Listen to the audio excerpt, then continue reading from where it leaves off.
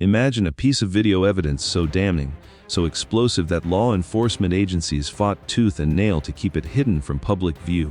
A recording that could shatter public trust, expose systemic corruption, or reveal the brutal reality of what happens when those sworn to protect us abuse their power. What if I told you that across the world, there are countless examples of police departments withholding critical footage, suppressing evidence, and doing everything in their power to control the narrative? Today, we're diving deep into some of the most shocking cases where crime video footage was buried, concealed, or delayed, and what finally brought these dark secrets into the light. The relationship between law enforcement and video evidence has always been complicated. On one hand, body cameras, surveillance systems, and dashboard cameras were supposed to bring transparency and accountability to policing. They promised a new era where officers would be held to the same standards as the citizens they serve. But what happens when that very technology becomes a tool for concealment? What happens when the footage that should protect the innocent instead gets locked away in evidence rooms, shielded by legal loopholes, or conveniently malfunctioned at critical moments? Let's start with one of the most notorious cases that sparked international outrage: the shooting of Laquan McDonald in Chicago. On October 20, 2014, 17-year-old Laquan was shot 16 times by police officer Jason Van Dyke. For over a year, the Chicago Police Department resisted releasing the dashboard camera footage of the incident. They claimed it was part of an ongoing investigation, that releasing it would compromise the integrity of the case. But what they were really protecting was something far more sinister, a narrative that didn't match the reality captured on camera. When journalists and activists fought tirelessly through Freedom of Information Act requests, the city tried everything to suppress the video. They offered the McDonald family a $5 million settlement before the footage became public, hoping to silence any potential outcry.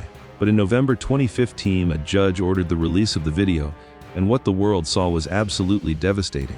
The footage showed Laquan walking away from officers when Van Dyke opened fire, continuing to shoot even as the teenager lay motionless on the ground. The police reports had claimed McDonald was advancing aggressively toward officers with a knife. The video proved this was a complete fabrication. The release of that footage didn't just lead to Van Dyke's conviction for second-degree murder. It exposed a culture of cover-up within the Chicago Police Department. Multiple officers were found to have filed false reports, and the superintendent of police was eventually fired.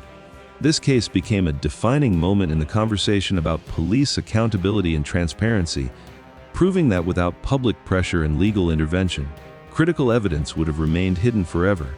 But Chicago wasn't an isolated incident. Across the United States and around the world, similar patterns of suppression have emerged. In 2020, the killing of George Floyd was captured on bystander video that went viral within hours, sparking global protests. However, the body camera footage from the officers involved wasn't immediately released to the public. When it finally emerged months later, it provided additional context that prosecutors used to build their case, but it raised serious questions about why such crucial evidence wasn't made available sooner. The technology that was supposed to revolutionize accountability has instead created new battlegrounds. Police departments often cite ongoing investigations, privacy concerns, or officer safety as reasons to withhold footage. While some of these concerns are legitimate, they've also become convenient excuses to control damaging narratives. In many jurisdictions, laws governing the release of body camera and dashboard camera footage are deliberately vague, giving departments wide discretion over what gets released and when. Consider the case of Ronald Green in Louisiana. In May 2019, Green died following a high-speed chase and subsequent encounter with state troopers. For 2 years, Louisiana State Police told Green's family that he died from injuries sustained in a car crash. They claimed there was no body camera footage of the incident, but that was a lie. Multiple troopers had their body cameras running, and the footage told a horrifying story. Green was tased, dragged, and beaten by officers while he was handcuffed and pleading for mercy. One trooper was recorded saying, "I beat the ever-loving Falf out of him." The footage only came to light after the Associated Press obtained it through a leak, exposing not just the brutality but the systematic cover-up that followed. These aren't just American problems. In the United Kingdom, the Independent Office for Police Conduct has investigated numerous cases where crucial CCTV footage went missing or was deleted before it could be reviewed. In one particularly disturbing case from 2015, a man died in police custody and surveillance footage from the custody suit mysteriously became corrupted, making it impossible to determine exactly what happened in his final hours.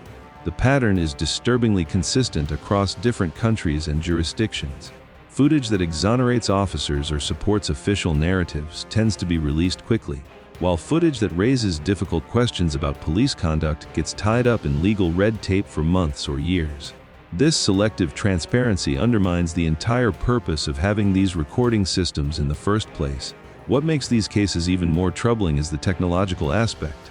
Modern body cameras and surveillance systems are designed to be tamper-proof, with encrypted storage and automatic uploads to cloud servers. Yet, malfunctions seem to occur with suspicious frequency during controversial incidents. Cameras that work perfectly for months suddenly fail at the exact moment when their recording would be most critical. In some documented cases, officers have been caught deliberately obscuring their cameras or turning them off in violation of department policy, with minimal consequences. The legal battles over this footage have also revealed how complex and inconsistent the laws are.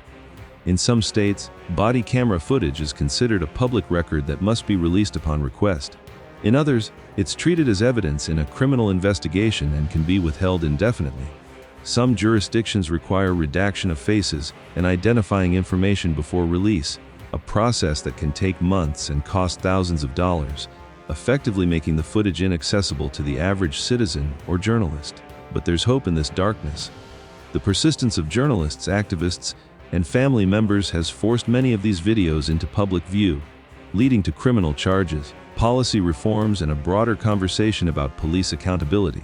Organizations like the American Civil Liberties Union have pushed for stronger laws mandating the release of police footage. Some jurisdictions have implemented automatic release policies, where footage from significant incidents must be made public within a certain time frame, unless there's a compelling legal reason not to.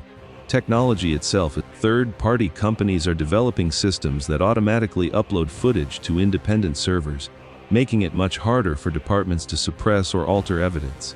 Some activists have called for all police footage to be stored and managed by civilian oversight boards rather than the departments themselves, removing the conflict of interest inherent in asking police to police themselves. The fundamental question these cases raise is this: who watches the watchers? When those entrusted with enforcing the law become the ones breaking it, and when the evidence of their misconduct is under their own control, how can we ever achieve true justice?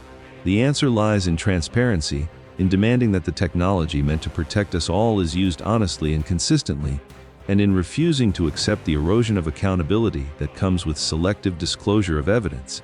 Every time footage is suppressed, every time a camera malfunctions, every time a department fights to keep videos hidden, it's not just about that individual case, it's about the integrity of the entire justice system.